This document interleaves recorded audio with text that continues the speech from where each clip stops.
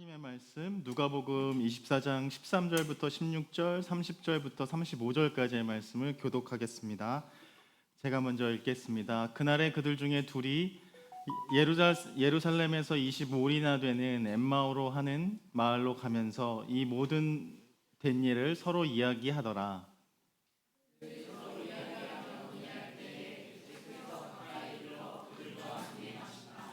그들의 눈이 가리어져서 그인 줄 알아보지 못하거늘 그들과 함께 음식 잡수실 때에 떡을 가지사 축사하시고 떼어 그들에게 주시니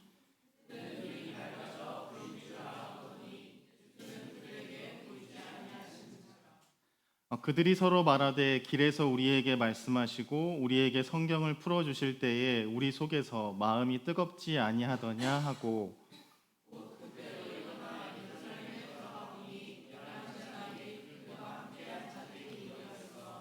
말하기를 주께서 과연 살아나시고 시몬에게 보이셨다 하는지라. 길에서 된 일과 예수께서 떡을 떼심으로 자기들에게 알려주신 것을 말하더라. 아멘. 네. 혹시 영국 시인 T.S. 엘리엇이라는 분을 아시는 분이 있을지 모르겠는데요. 그 사람이 쓴 이 엘리엇 시인이 쓴 아주 긴 시가 있습니다. 1922년에 출간했으니까 많이 오래됐죠. 이 시 중에 시가 434줄 중에 제일 사람들에게 많이 알려지고 유명한 구절이 있는데요. 제가 한번 읽어보겠습니다. 4월은 가장 잔인한 달, 죽은 땅에서 라일락을 키워내고 추억과 욕정이 뒤섞고 잠든 뿌리를 봄비로 깨운다. 겨울은 오히려 따뜻했다.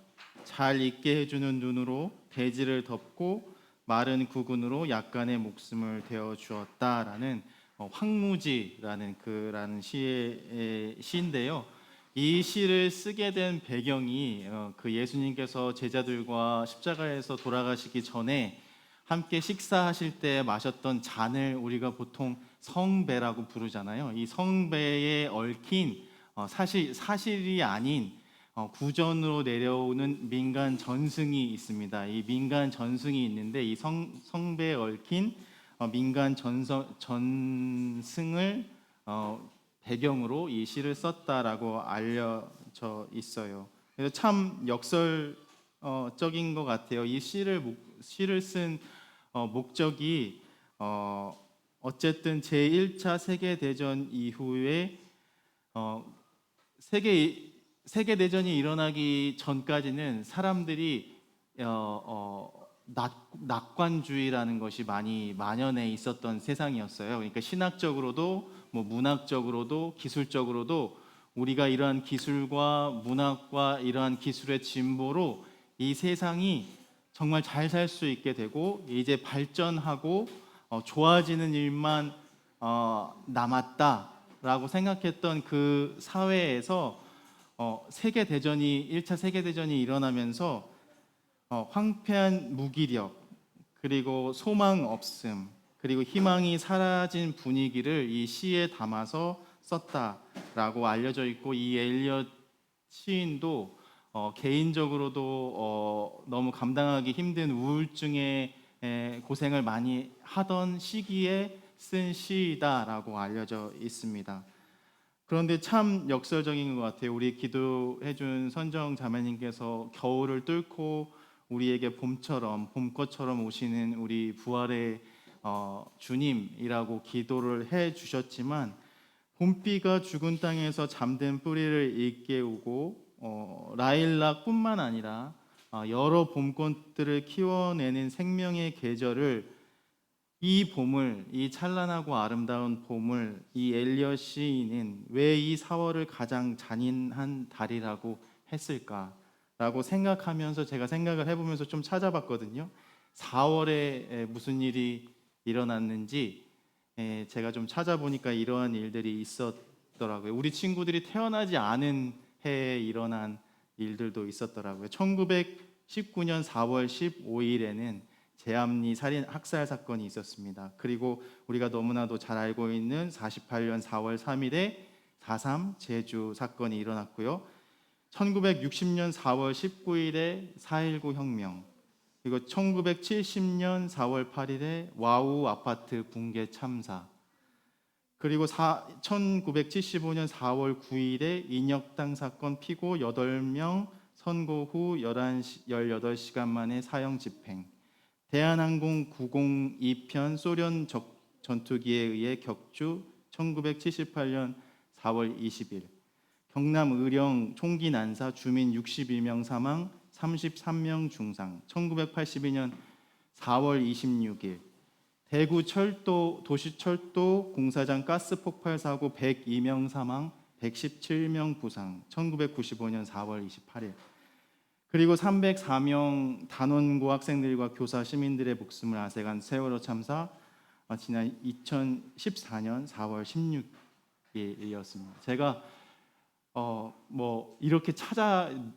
나열하기 위해서 찾아본 것들은 아니고요. 4월에 일어난 일들이 무엇이 있었나 하고 찾아봤더니 이게 다 이 모든 일들이 더 많은 일들이 일어났겠지만 이러한 일들이 모두 4월에 일어난 사건들입니다. 그중 세월호 참사가 일어난 지도 이제 12년이라는 시간이 지났는데 아직까지 진상이 온전히 규명되지 못하고 있고 책임자 처벌이 이루어지지 않고 있고, 더 중요한 유족의 슬픔과 고통은 아직도 바다에 있다. 이러한 말씀을 올해 기억식에서 한 그 유족 대표님의 말씀도 기억이 납니다. 우리를 더 힘들게 하는 것은 다만 세월호가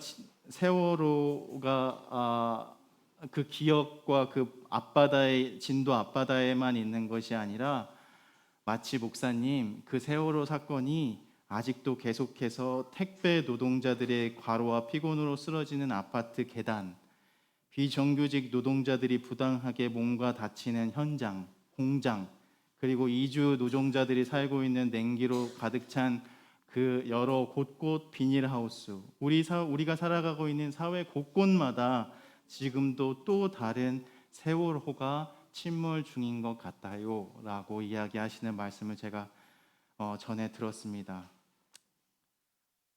그래서 제가 주일 오후부터 육지에서 내려오신 20명의 그 4.3 평화기행 참여자분들과 다니면서 제주가 아름다운 곳인 줄만 알았지 이렇게 아픈 기억을 간직한 곳인지는 정말 몰랐어요. 그러고 보니 제가 이제 운전을 3박 4일 동안 해드렸거든요. 운전하면서 제주 곳곳을 다니면서 이렇게 아름답게 떨어지는 꽃잎도, 지금 이렇게 너무 분위기 있게 내리는 봄비들도 너무 가슴 아프게 다가옵니다. 이게 예전에 왔었을 때 제주에 관광 왔을 때 느낌이랑은 조금 느낌이 다르네요, 목사님. 이렇게 하고 말해주시는 그 말씀도 기억이 납니다.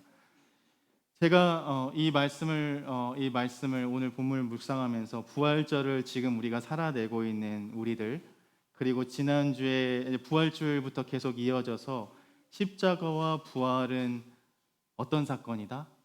십자가 부활은 은혜의 사건이다라고 말씀을 드렸는데, 저도 이제 그 십자가 부활이 은혜의 사건이라는 말을 가지고 이 부활 절기를 살아보고자 하고 있습니다. 그렇지만 오늘 특별히 본문 말씀을 보면 예루살렘을 떠나서 엠마오로 가고 있던 두 제자에게는 십자가 사건이 은혜의 사건이 아니라 아직까지는 예수님을 만나기 전 그 엠마오로 가는 이 두 제자에게는 십자가 사건이 패배와 저주의 사건으로 남아 있습니다. 어쨌든 두 제자는 예루살렘을 떠나서 엠마오로 가고 있습니다. 21절에 보면 그들의 한섞인 그 고백이 있어요. 우리는 그분이 머지않아 이스라엘을 풀려나게 할 분이라는 희망을 가지고 있었습니다. 우리가 모두가 가지고 살아가는 그러한 희망이잖아요. 우리가 예수 그리스도와 함께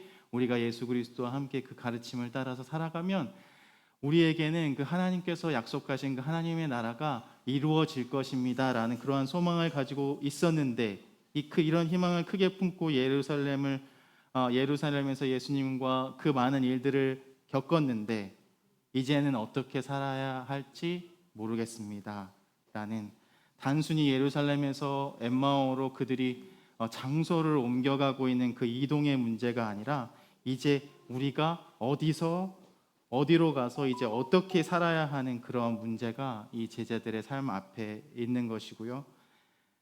그런 둘에게 예수께서 다가오셔서 동행해 주십니다. 너무나도 잘 알려진, 우리가 잘 알고 있는 이야기지만 한번 생각해 보면 예수님과 대화를 나누고 그 대화의 주제는 다름 아닌 최근에 일어난 바로 그들과 함께 동행하고 계시는 예수님에 관한 이야기였습니다. 우선 대화 중에 두 제자가 부활 첫 증인들이었던 그 무덤에 찾아갔던 여인들의 소식을 듣고 22절의 표현에 따르면 정신을 차리지 못할 정도로 놀랐다는 그 부활 소식을 들었습니다. 라고 이 두 제자가 엠마오로 가는 길에 예수님께 이야기를 해요. 그런데 여기서 놀랐다는 의미는 단순히 우리가 놀랐다는 의미가 아니라 영어로 하면 앞에도 잠깐 나왔지만 astounding이라는 뜻이거든요. 이게 뭐 우리가 깜짝 놀랐다는 뜻보다 헬라어의 단어에서도 보면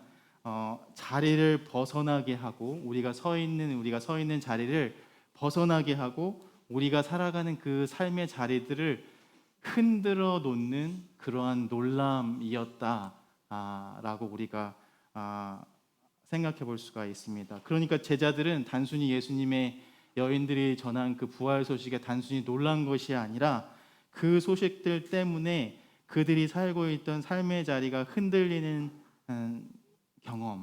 이 흔들리는 경험을 한 것이고 이 뜻밖의 소식들이 삶의 여러 곳곳마다 우리가 너무나도 익숙한, 예를 들면 우리가 너무나도 익숙한 확실함, 기대 같은 것들을 다 흔들어 놓았고 이 혼란 속에 이 짧은 문장 안에 우리가 그 여인들이 전한 소식을 듣고 너무 놀랐습니다 라는 이 짧은 문장 안에 이 제자들이 감당해야 될 무게가 얼마나 컸는지 우리가 알 수 있습니다.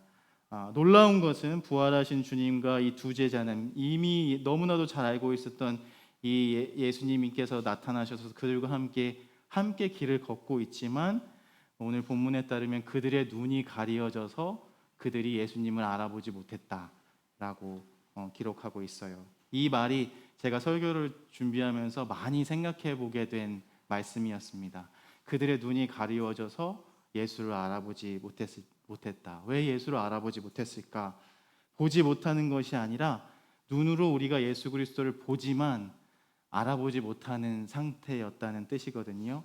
정확하게 예수님께서 눈먼 자를 뜨게 하셨던 말씀, 우리가 여러 주 전에 나누었던 말씀 있죠. 태어날 때부터 보지 못한 그 사람을 눈을 뜨게 하시면서 하셨던 말씀과 정확히 맞닿아 있는 말씀이기도 합니다. 우리가 눈이 있지만 보지 못하는 상태, 알아보지 못하는 상태.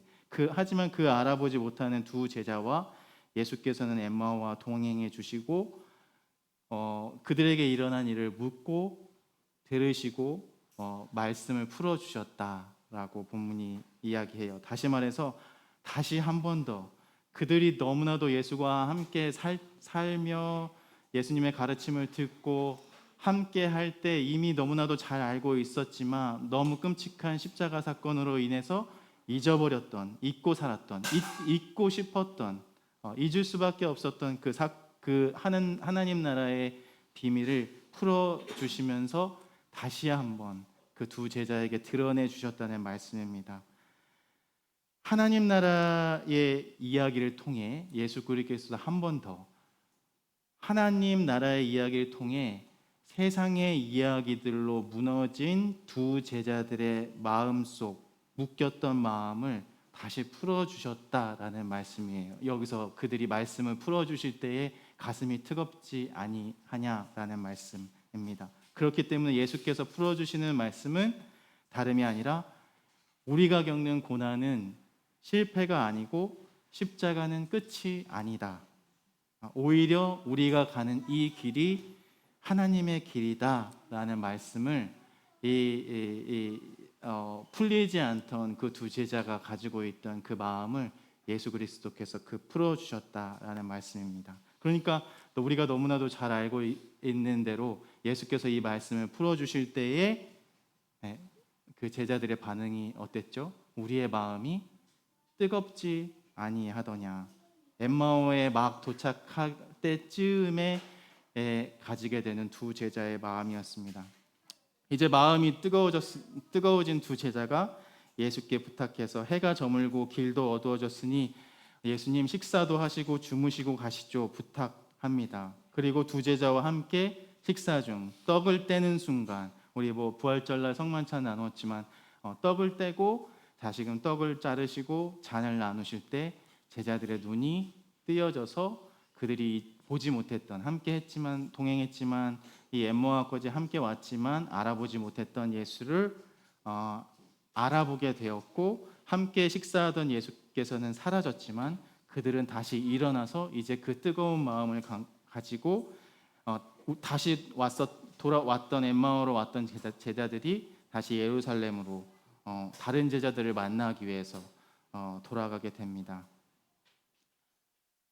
제가 이 본문을 생각하면서 든 마음은, 가장 간절한 마음은 이 마음이었어요. 두 제자처럼 나와 이 말씀을 나누는 여러분도 우리가 가려고 하는 그 길 위에서 주님을 만나고 가슴이 다시 뜨거워지고 고백되며 살게 되기를 바라는 마음이었습니다. 그래서 그들 두 제자가 오늘 본문에 기록하고 있는 말씀처럼 주님, 우리 마음이 다시 살아났습니다 라고 그 두 제자가 고백했거든요. 한번 우리 한 목소리로 한번 해볼게요. 주님, 우리 마음이 다시 살아났습니다.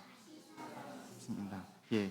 사실 부활의 이야기가 부활의 이 절기를 지나는 우리에게 들려주는 본문의 말씀들이 우리의 마음을 편하게만 하는 것은 아니고, 사실은 그 부활의 이야기들이 우리를 흔들어 놓을 때가 많지만 우리가 부활의 삶을 살기 위해서는 그 제자들이 감당해야만 했었던 그 삶의 흔들림, 그리고 그 삶과 씨름하는 순간 속에서도 우리가 예수 그리스도 때문에 주님, 우리 마음이 다시 살아났습니다. 우리의 마음이 다시 뜨거워졌습니다. 이 마음을 회복하는 일이 엄청 중요하구나, 이런 생각을 한번 해보았습니다. 부활하신 그리스도 앞에서 우리의 삶은 어떻게 달라져야 하는가?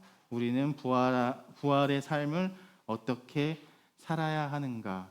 이 질문과 살아가는 일이 결국 부활을 살아내는 일이겠구나라는 생각을 해보았습니다. 부활을 은혜로 살아가는 일, 바라고 소망하기는 이 기도가, 부활을 은혜로 살아가기를 원합니다 라는 이 기도가 우리 교회, 가정, 일터에 흔들리는 그러한 삶의 자리와 모습들이 있다면 이 기도를 하나님 앞에 다시금 드리면서 다시금 우리가 부활을 살아갈 그 용기, 그 마음들을 얻었으면 좋겠습니다. 여전히 봄이 시작되었고 찬란한 봄 가운데 새로운 생명들이 솟아나고 있지만 동시에 우리의 두려움도 한편에 여전히 자리 잡고 있는 것이 사리시이지만 그 두려움이 우리에게 여전히 있지만, 그럼에도 불구하고 예수 그리스도 안에 우리의 소망을 품고 우리가 부활을 어떻게 은혜로 살아가겠습니다. 이 고백으로 살았으면 좋겠습니다. 부활의 첫 증인이었던 그 여인들이 가졌던 감정이 두려움과 기쁨의 감정이었다고 우리가 나눴잖아요. 그런 것처럼 도마의 이심도 있고 그 여인들이 가졌던 두려움과 기쁨도 있지만, 그러나 그것을 넘어서는 놀라운 도마의 고백, 주는 그 모든 것을 이기시고 부활하신 예수 그리스도이십니다. 그리고 예수님 때문에 우리가 사라지게 되었습니다. 살 수 있게 되었습니다 라는 이 마음들을 다시금 회복했으면 좋겠습니다. 여전히 불확실함이 남아있는 자리를 살아가지만, 그리고 우리가 오늘 이 씨앗을 심는다고 해도 내일 당장 이 씨앗의 열매들을 거두지 못할 것이라는 일을 우리가 너무나도 잘 알고 있지만 그럼에도 불구하고 이 씨앗이 결국엔 이기고 생명을 틔우고 그 땅을 뚫고 나올 것이라는 그러한 소망 가운데 있는 것처럼 우리가 익숙한 현실에 머물고 싶을 때도 있고 다시 돌아가고 싶은 때도 있지만 그 시간 앞에서 그 삶의 자리 가운데서 우리가 정직하게 하나님께 기도할 수 있는 우리가 되었으면 좋겠고요. 부활의 증인이 더해지는 일. 그래서 계속해서 부활절부터 오늘 말씀까지 보면 무덤에서 예수 그리스도를 만났던 그 여인들, 그리고 예수님 옆구리에 손을 넣어보고 손자국을 만져보고 예수 그리스도를 만났던 그 도마, 그리고 오늘 엠마오로 가는 길에 만났던 예수 그리스도를 만났던 그 눈이 띄어지면서 가슴이 띄어지고 다시금 그 부활의 기쁜 소식, 복음을 위해서 살 수 있게 된 제자들. 그래서 우리가 이것을 한 문장으로 얘기하면 부활의 증인들이 부활을 목격한, 부활을 살고자 하는 그 증인들이 더해지는 이야기라고 우리가 부르기도 하거든요. 그러니까 이 부활의 이야기들이 우리 이야기들이 또 더해지는 삶, 오늘을 사는 우리들의 부활 살기, 부활 증인의 삶이 더해지는 삶을 살았으면 좋겠다라는 그러한 마음이고요. 예수가 없는 때라도 너무 어렵지만 예수가 없는 때라도 예수가 함께 하심을 믿는 일, 그리고 예수가 약속한 성령이 우리와 함께 하심을 믿는 일, 그리고 부활하신 예수께서 우리는 보지 못하지만 이 순간에도 우리와 함께 하시면서 하나님의 통치가 계속 진행되게끔 우리를 도우시고 계시다는 일. 그렇기 때문에 부활 예수를 만난 그 모든 증인들은 이제 두렵거나 슬프지 않는다는 일. 그리고 두려움과 이제 그 슬픔보다는 그것을 넘어서는 진정한 기쁨, 놀라움이 함께한다는 사실. 그래서 그 뒤에 우리가 함께 읽지는 않았지만 누가복음 14장 52절에서 53절에 보면 이제 그들은 예수께 경배하고 크게 기뻐하면서 예루살렘으로 돌아가서 하나님을 찬양하면서 날마다 성전에서 지냈다라고 기록되어 있습니다. 그래서 이 부활을 목격한 증인들의 기쁨은 결국 이들을 본래 그들이 돌아가 살아야 했던 그 자리로 돌아가 이제 슬픔과 뭐 절망과 두려움이 아니라 기쁨으로 살게 했다는 것, 새롭게 볼 수 있는 눈을 가진 사람이 되어서 그 복음의 기쁜 소식을 살아내는 참 부활의 증인들이 되었다는 것, 이것들을 기억하시면서 저와 여러분도 이번 한 주일 다가올 한 부활절 셋째 주일 매일매일을 부활의 기쁨으로 복음의 기쁜 소식들로 살아가게 되기를 주님의 이름으로 간절히 소망합니다. 기도하겠습니다. 주님은 지금도 우리와 동행하고 계시지만 우리는 그것을 자주 잊어버립니다. 주님은 우리가 누구인지 잘 아시지만 사실 우리는 나 자신이 누구인지조차도 잘 모를 때가 많이 있습니다. 타인에게 보여주고 싶은 모습과 내보이지 않고 보여주고 싶은 마음 사이에서 늘 초조하기도 합니다. 지혜의 주님, 우리의 마음이 당신과 함께 동행하며 다시 한번 뜨거워지기를 바랍니다. 주님께서 우리에게 부탁하신 부활의 삶을 우리가 잘 살아내기를 바랍니다. 그래서 하나님의 나라의 기쁨을, 그 기쁨이 우리의 삶 가운데 가득하기를 기도합니다. 모든 사람을 당신의 형상대로 존귀하게 지으신 주님, 우리가 사는 이 세상에 장애를 가진 사람도 불편함을 가진 사람도 모두 똑같이 하나님이 주신 삶의 아름다움과 존엄을 누리며 사는 세상이 되기를 간절히 기도합니다. 장애인을 향한 여전한 차별과 혐오가 존재합니다. 장애인들을 보호한다는 이유로 그들이 가진 기본권을 억압하거나 차별하는 일이 일어나지 않게 하시고 그들이 누려야 할 이동권, 교육권, 노동권 등 모든 권리를 똑같이 보장받는 세상이 되기를 바랍니다. 길과 진리가 되시는 주님, 우리에게 찾아오셔서 우리의 참 대화 상대가 되어주시고 당신의 길을 묻는 모든 이들을 생명으로 이끄시는 빛이 되어주시니 감사를 드립니다. 우리가 이제 예수 그리스도의 사랑 안에서 우리가 서로 동행하며 마음을 나눌 벗들을 만나게 하시고 각자의 신앙과 고백에 조금 더 깊이 귀 기울이며 대화할 자리들이 교회 안과 밖에 많이 생겨나기를 소망합니다. 교회가 성급히 각자에게 하나의 정답을 쥐어주기보다 저마다의 상처와 고유한 걸음을 있는 그대로 환대하는 넓은 마당이 되면 좋겠습니다. 교회가 다름 속에서도 기꺼이 우리의 옆을 내어주는 따뜻한 공간을 만들어가는 일 속에서 우리가 만나게 되는 친구, 이웃 모두와 함께 외롭지 않은 부활 소망의 기쁨의 길을 걷게 되기를 이 시간 또한 주님께 기도합니다. 이 시간 주님께 나아오며 우리의 마음을 드린 우리 귀한 손길들이 있습니다. 그 귀한 드린 헌금마다 주님께서 축복해 주시고 그 필요를 채워 주시고 그들의 삶의 항아리들이 비워지지 않게 하시며 놀랍게 채워 주시는 그 은혜로 또한 날마다 우리가 주님께 감사하며 고백하는 그 찬양이 끊이지 않게 하옵소서. 이 마음을 담아 이 시간 우리가 함께 주님 가르쳐 주신 기도 드리겠습니다. 하늘에 계신 우리 아버지여, 이름이 거룩히 여김을 받으시오며 나라가 임하시오며 뜻이 하늘에서 이루어진 것 같이 땅에서도 이루어지이다. 오늘 우리에게 일용할 양식을 주시옵고 우리가 우리에게 죄 지은 자를 사하여 준 것 같이 우리의 죄를 사하여 주시옵고 우리를 시험에 들게 하지 마시옵고 다만 악에서 구하시옵소서. 나라와 권세와 영광이 아버지께 영원히 있사옵나이다. 아멘. 우리 엠마오 마을로 가는 두 제자 우리 찬양 드리고 우리 축복하고 마치겠습니다.